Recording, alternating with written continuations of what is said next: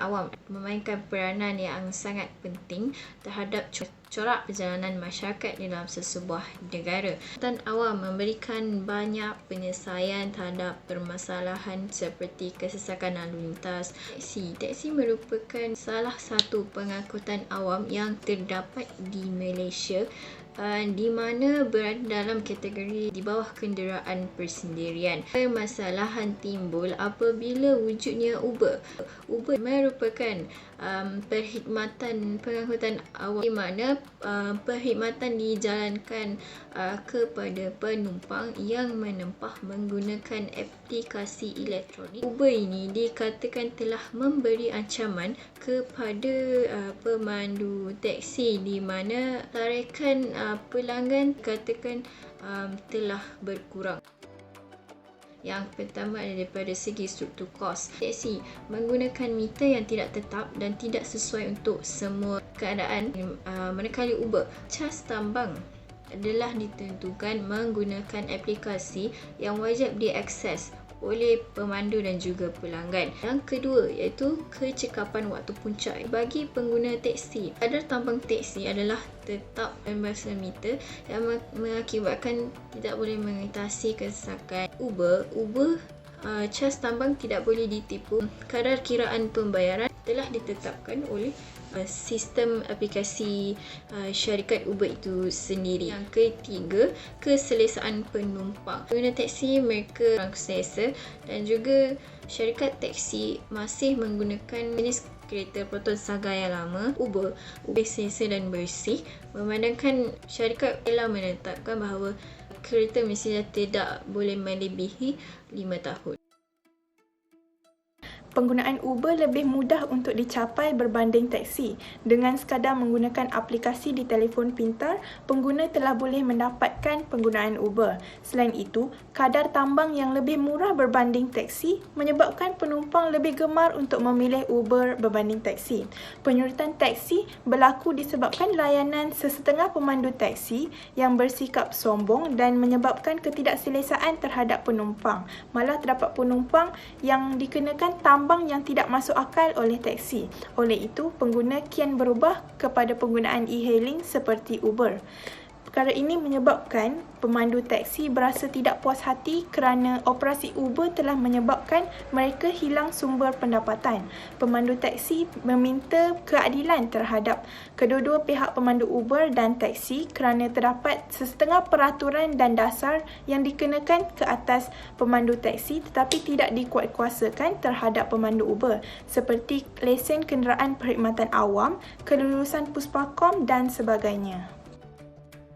Sebelum penggunaan Uber dilancarkan, industri perkhidmatan kenderaan awam dimonopoli sepenuhnya oleh perkhidmatan teksi, menyebabkan sesetengah pemandu teksi tidak bertanggungjawab dan sengaja memilih untuk tidak menggunakan meter dan mengenakan cas yang berlebihan terhadap penumpang. Dan kini dengan adanya perkhidmatan Uber, penumpang mempunyai kebebasan untuk memilih perkhidmatan yang lebih menguntungkan mereka.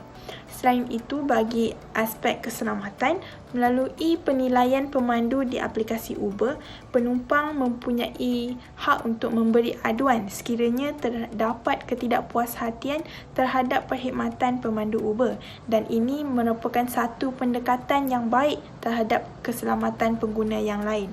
Selain itu, setiap penggunaan Uber akan direkodkan di dalam aplikasi Uber dan pemandu Uber boleh dikesan dan dikenakan tindakan sekiranya berlaku jenayah yang tidak diingini.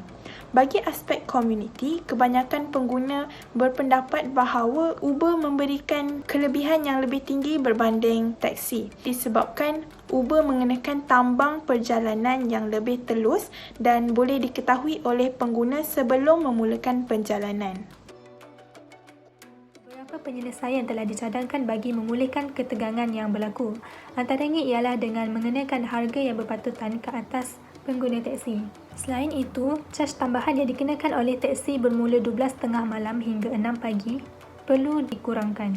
Penyelesaian yang kedua adalah dengan menitik beratkan keselesaan dan kebersihan kenderaan. Syarikat teksi perlulah menetapkan polisi yang bersesuaian bagi kenderaan yang digunakan untuk perkhidmatan teksi. Cadangan yang ketiga adalah melalui penggunaan aplikasi. mereka seharusnya turut mewujudkan aplikasi yang boleh digunakan untuk membuat tempahan teksi atau melaksanakan pembayaran elektronik. Sedangkan yang keempat pula adalah dengan mengadakan promosi pada waktu-waktu tertentu untuk menarik lebih ramai penumpang. Akhir sekali, pemandu teksi seharusnya tidak memilih penumpang dan perlu dihantar ke destinasi yang ingin dituju. Penumpang agak skeptikal untuk menggunakan teksi apabila wujudnya isu penumpang ditinggal di kawasan-kawasan tertentu akibat ingin mengelakkan kesesakan lalu lintas. Pengajaran yang pertama, apabila berlaku konflik seperti ini, kita seharusnya menilai kembali kelemahan serta mencari punca-punca berlakunya permasalahan tersebut, bukannya dengan hanya menyalahkan satu pihak semata-mata. Yang kedua, punca sesuatu permasalahan perlulah dikenal pasti agar penyelesaian dan penambahbaikan dapat dilakukan bagi membendung perkara tersebut. Yang terakhir, kita perlulah peka akan perubahan dan pemodenan dunia ini serta mengaplikasikannya di dalam setiap pekerjaan kita agar kita tidak ketinggalan di dalam dunia yang serba moden ini. Persaingan antara Uber dan teksi adalah perkara yang biasa, tetapi kedua-duanya perlulah merancang sesuatu untuk memastikan kelangsungan perkhidmatan mereka dalam sektor pengangkutan. Perkhidmatan teksi perlu mula untuk melibatkan sektor ini dalam arus teknologi di mana penggunaan aplikasi dan pembayaran elektronik akan memudahkan penumpang dan sekaligus pemandu dalam pelbagai cara. Syarikat teksi juga perlu mula merancang strategi yang baru untuk memastikan perkhidmatan ini masih diperlukan dalam sektor ini.